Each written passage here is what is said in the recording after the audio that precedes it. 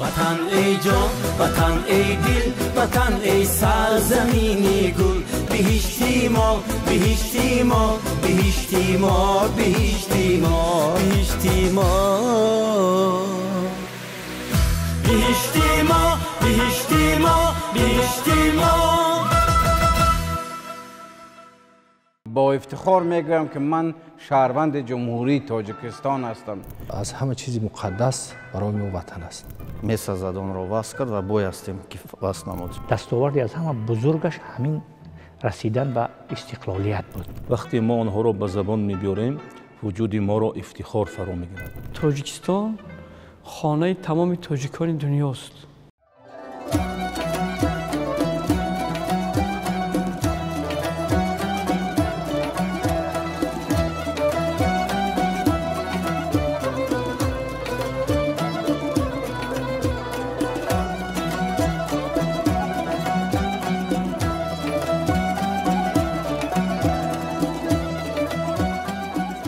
ملتی کهن‌بنیاد و تمدن‌ساز و آبادکار و فرهنگ‌سالار تاجیک مرحله‌های زیادی تاریخ را پس سر کرد.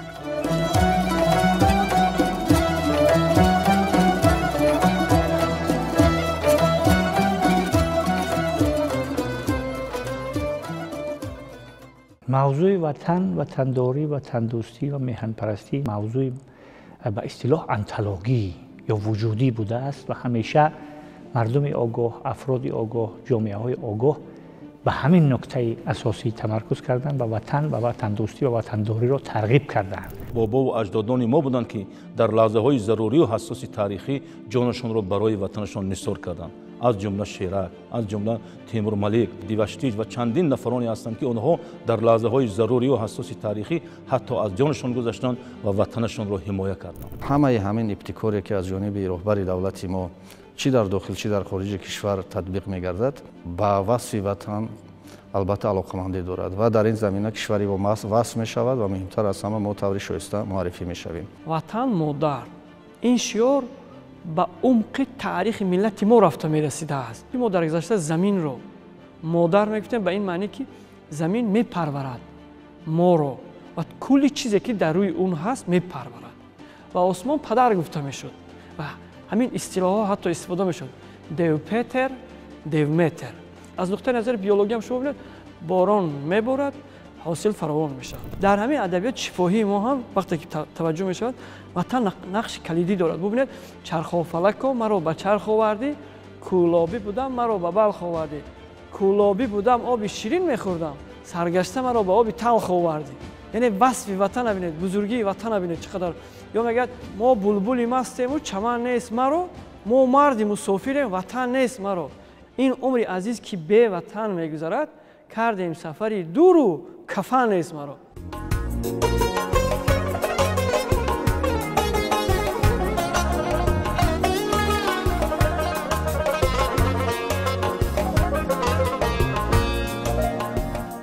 طبیعت و محیط بهشت‌آسای تاجیکستانی عزیز آنچنان رنگارنگ و منقش و زیبا و دلرباست که گویا نوبهار هرگز این سرزمین را ترک نخواهد کرد.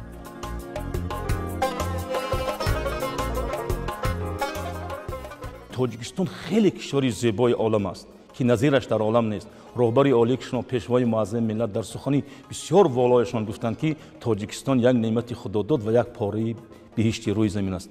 در حقیقت تاجیکستان یک پاره بهشت روی زمین است. هر یک فرد صاحب وطن تاجیکستانی عزیز امروز باید با یک افتخار بزرگ در هر کجای عالم باشد افتخارانه بگوید که من از تاجیکستان هستم و از وطن بهشت‌آسا، از وطنی که 4 فصل زیبا دارد و در هر فصلش یک زیبایی و شهامت خود را طبیعت او میبخشد که کس از دیدنش حلاوت میبرد.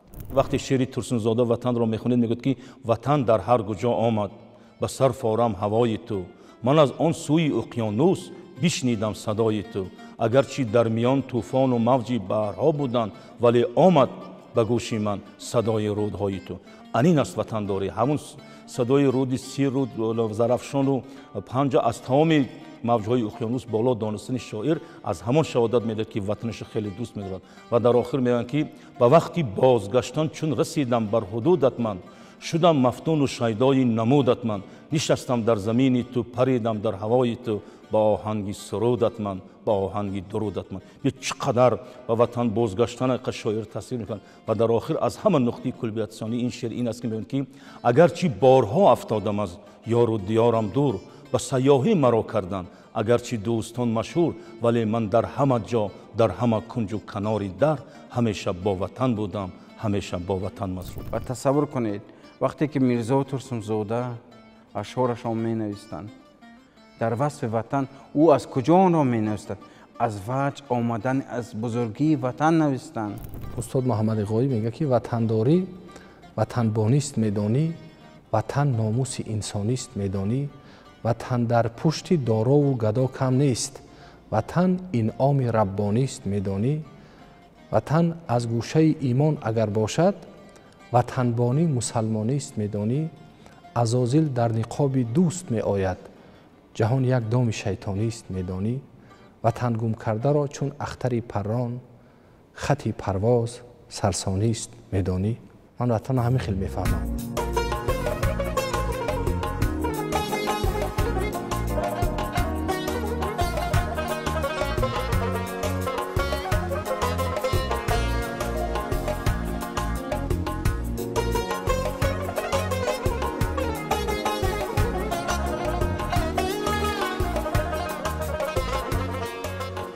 در 4 فصل سال آبهای تازه و مصفا به سان شیر از لب کوهساران جاری است که هر نفر را این منظره به وجه می آورد. تعبیر شاعر دلاگاه کمال نصرالله از همین نقطه نظر است که این نور این زلالی ما را ز عمق جان است این چشمه های میهن از جان ما روان است اینجا هزار چشمه از مهر و عشق جاری است اینجا سخاوونه که چون رودها روان است. وقتی که سیاحان میبیان تا آنها را به آن جاها برسانند و با چشم بینند و بدانند این مردم عجب مردم بزرگی هستند چنین بزرگیت چنین طبیعت و چنین زیبایی دارد.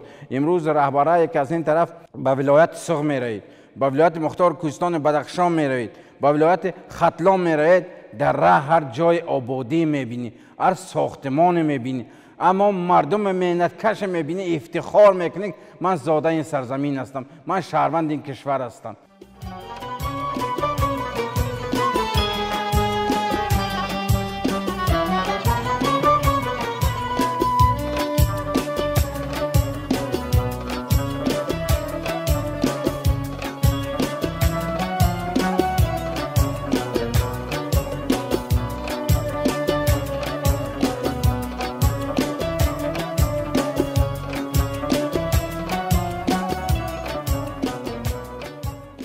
تمام کشور تاجیکستان من از 4 طرف آن آباد است.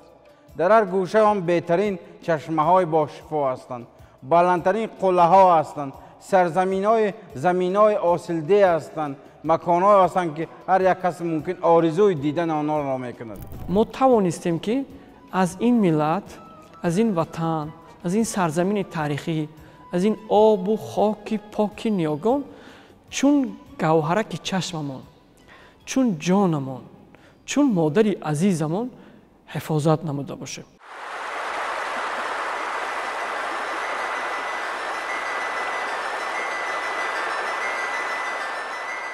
هر کوهنورد و جهانگرد که به این ملک و قلمرو پا نهاد از معجزات این طبیعت افسون کننده در شگفت ماند. سرزمینی که هر سال هزاران سیاحان به دیدنشان میبیند برای آبای شفابخششان میبیند برای چشمسارانشان میبیند برای تماشای کوهستانشان میبیند تا استراحت بکنند.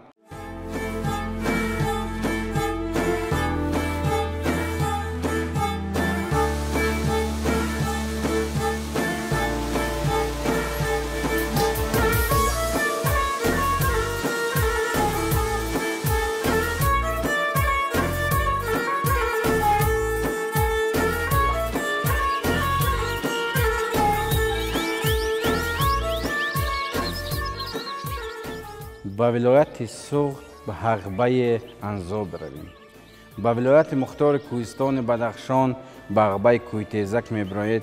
سرزمین همه زیر برف سفید است. آن قالین است، قالین سفیدی است که برفوش آن را میگیم. بلجوان برویم، سرخاسار برویم، یا مسجا برویم، یا بدخشان برویم، یا به ختلان به جا هر یک جای هم میرویم، دیدن میکنیم که ما چه زیبایی داریم. نوعه رشت مثال به تاجیک‌آباد دید، همه جا سبز است، همه جا زمین حاصلخیز است، همه جا طبیعتی است که میخوای که یک عمر آن را تماشا بکنی و با آن افتخار بکنی.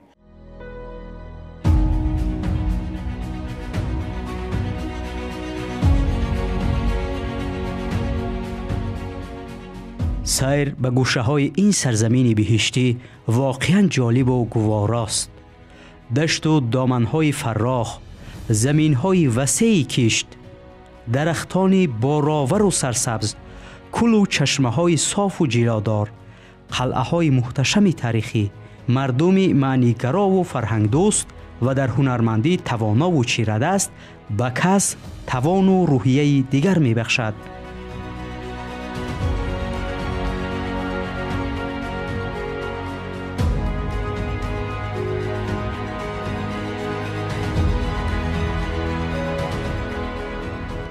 وقتی که سفر خارجه میروی، بیرون از وطن میروی، بعد به قدر وطن میرسی.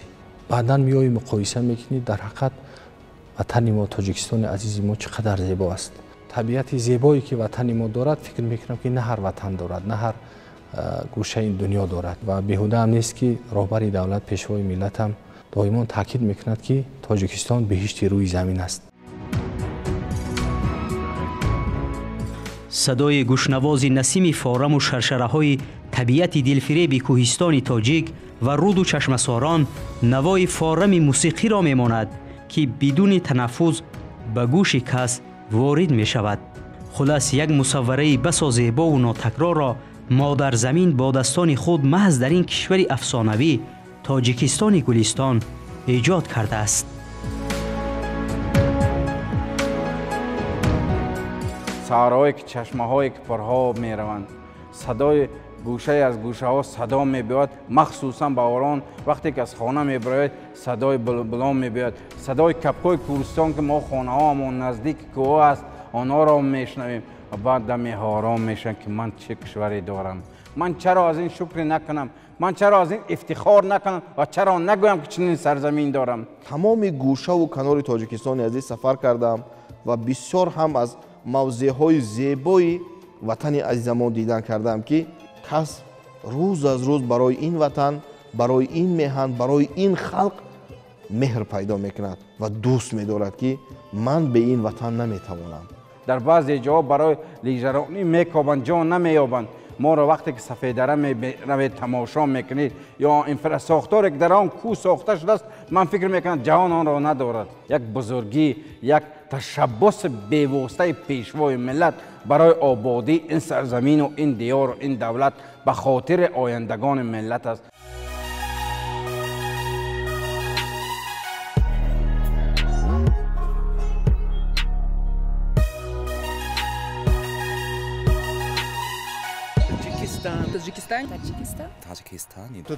تاجیکستان زیبا.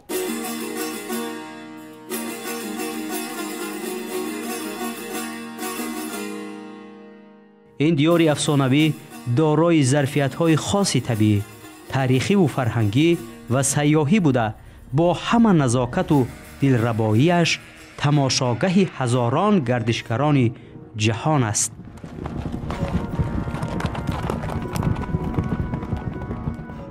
امروز جهانیان برای دیدن معجزه‌های تاریخی و فرهنگی ما وارد تاجیکستان میشن. سرزمین ما تاریخی بیش از 5,500 ساله دارد.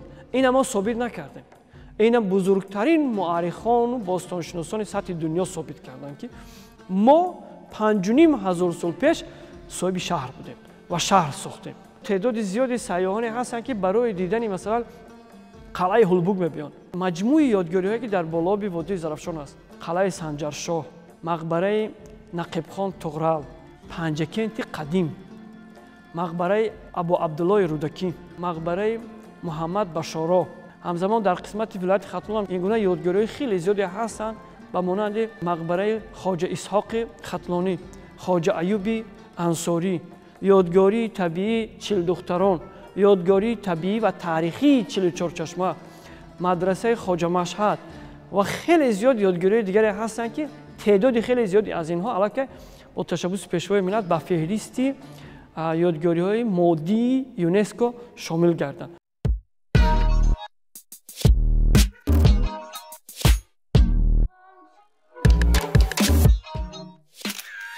ҷаҳонгардон ба тоҷикистони азиз омада мавзеъҳои зебову дилангез, табиати нотакрор, маконҳои таърихӣ, манзараҳои дилфиребу кӯҳҳои осмонбӯс ва дарёҳои кабуду бунафшро тамошо мекунанд ва таассуроти гуворо мебардоранд.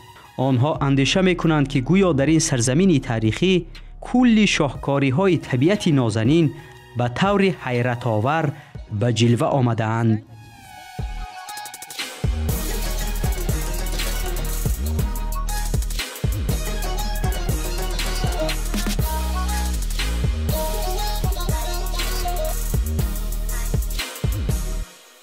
вақти сайёҳон ба кишвари мо меоянд, онҳо дар баробари он ки дар инҷо маблағ харҷ мекунанд, ёдгориҳои мо тамошо мекунанд, бо урфу одати мардуми мо шинос мешаванд, аз нуқлу таомҳои миллии мо яъне ком ширин мекунанд, дар навбати худ онҳо ҳамчун муаррифигари кишвари мо дар хориҷи кишвар барои ин кишвар рисолати худашонро ба ҷо меоранд.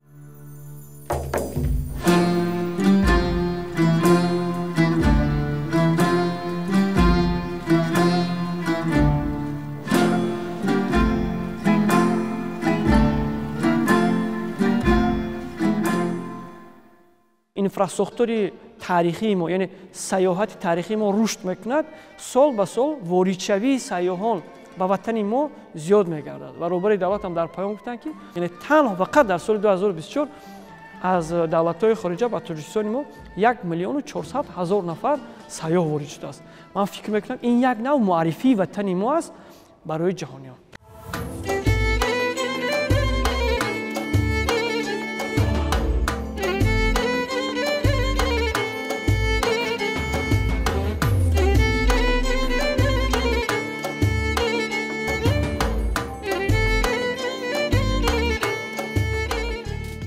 امروز در تمام منطقه‌های جمهوری تاجیکستان مخصوص مهمانخانه‌های زمانوی ساخته شده هستند. سیاحان از آنها دیده میکنند و به جهان میرن میگن که در تاجیکستان چنین مکان‌های زیبا و دلکشا هستند.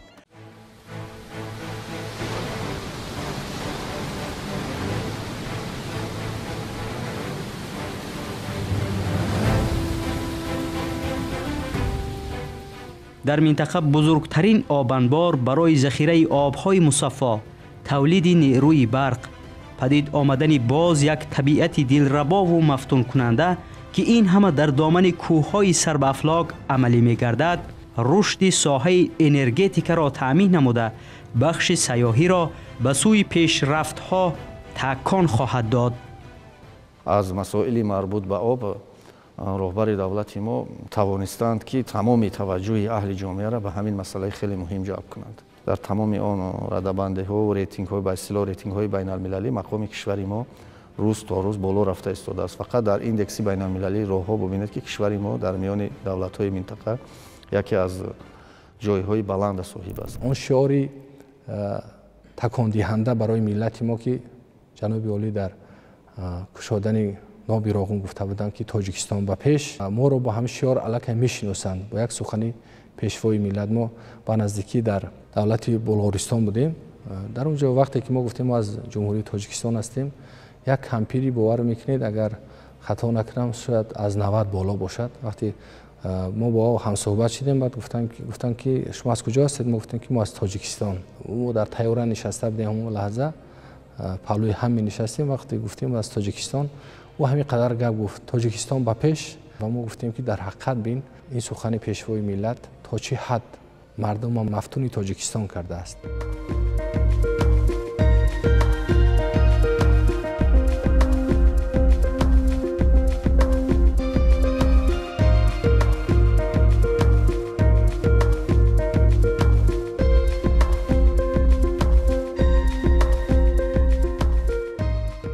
تمدنی، او فرهنگی پیروز میگردد و خود را سلامت بدر کرده میتواند که بر اساس همین آرمان های ملیش استوار باشد، تواند که با توانمندی های خودش، با توانمندی های فطری، ایجادی، فلسفی، علمی، سیاسی، مفکوروی و مدنی هنری خودش حفظ کند و به جهانیان به طور بایسته و شایسته معرفی سازد.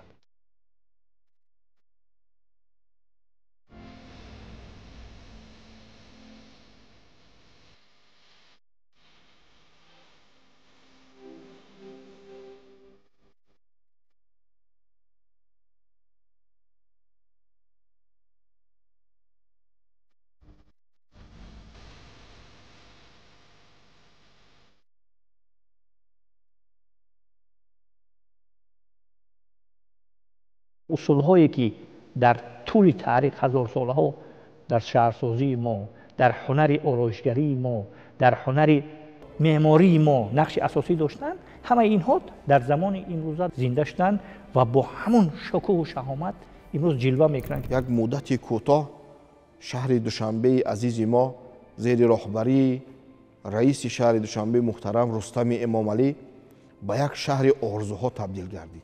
کس باورش نمی‌آید که در پایتخت عزیز چگونه انشاءات‌های زیبا، چگونه یک انفراساختار زمانوی ساخته شده است که امروز سیاحان در حیرتند و محض تشبث پیشوای معظم ملت است که در یک مدت کوتاه ما توانستیم که شهر دوشنبه را به زیباترین شهر تبدیل دهیم.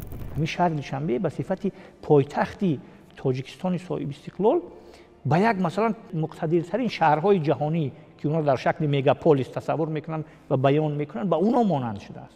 اینا پاریس میگوین مثلا، یا که همین گلگشت های داریم در 4 گوشه شهر، باغ‌های فرهنگی فراغتی داریم، مخصوصا در مرکز همین باغ رودکی، باغ کروش کبیر.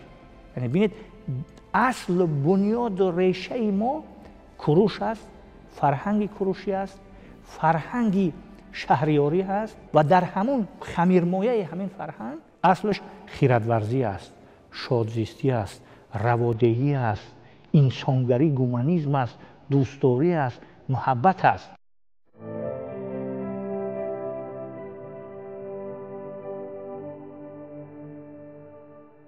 امروز نیز شهر دوشنبه مرکز جمهوری تاجیکستان، شهر پیوندگری دلها، مکان مهر و شفقت، مسکن تاجیکان بزرگ است. لمنو صوفی بزرگ گفته است که همان خانه زیبا است که تاک‌های آن خاندان با کتاب آرا داده شده باشند. یک عالم بزرگ دنیا کانت گفته است که در کشوری که کتابخانه است فرهنگ نمی‌میرد. و ببینید که ما اینقدر کتابخانه با نفوذ داریم که آن گنجایش 10 میلیون کتاب را دارد و نظیرش در آسیای مرکزی نیست.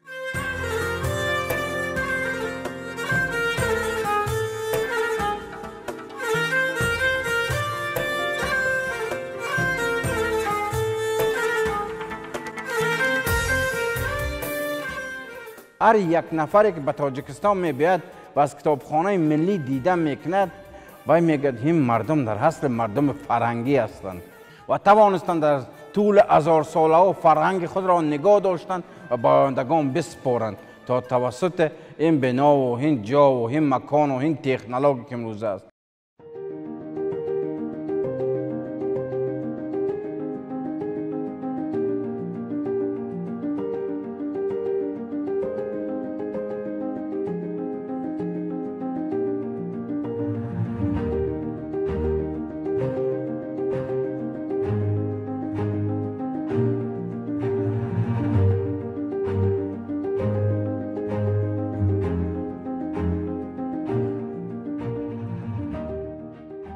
شهروندان خارجی که اینجا میآیند به صفت گردشگر و سیاح و باغ کروش میروند و باغ استاد رودکی میروند و این شکوه و شهامت ملی را در این مجسمه هایی که اونجا هستند، در اون گلگشت هایی که ساخته شدند، در اون آرایشاتی که بر مبنای فرهنگ و سنت های قدیمه ما ساخته شده است، اونها را میبینند، نه تنها به ذوق بدیع استتیکی ما بهای بلند میدن، بلکه به مسئولیت شناسی، به سطح آگاهی و معرفت ما بهای بلند میدهند و اینه به دوری های دور به وطن خودشان میبرند و به صفت منطقه های بزرگ گردشگری توصیف و تمجید میکنند. ببینید وقتی که جوان تاجیک از خواب میخیزد در نزد خانه بلند آشیانی او ورزشگاه است، تمرین میکنند.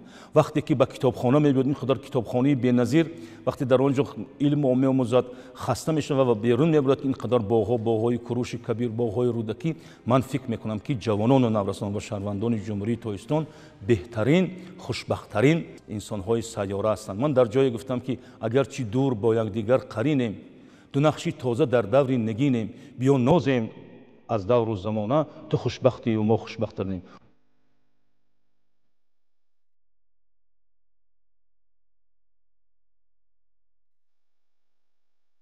دوشنبه بزرگشهر است زیبا و دلارا و مکان مردمان مهمان نواز، عالی همت و سربلند و نامدار.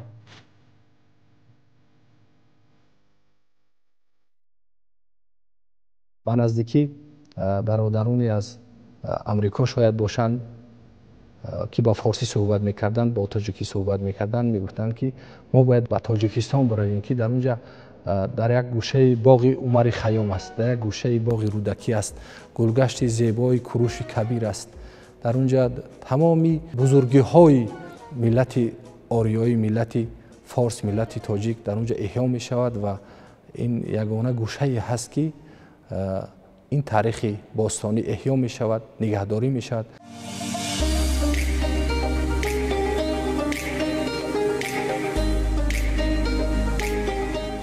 باعث افتخار است که پایتخت محبوب ما شهر دوشنبه مرکز علم و عرفان و فرهنگ و مدنیت کیها مقام شایسته کسب کرده به جهانیان چون شهر دلارا معرفی گشته است.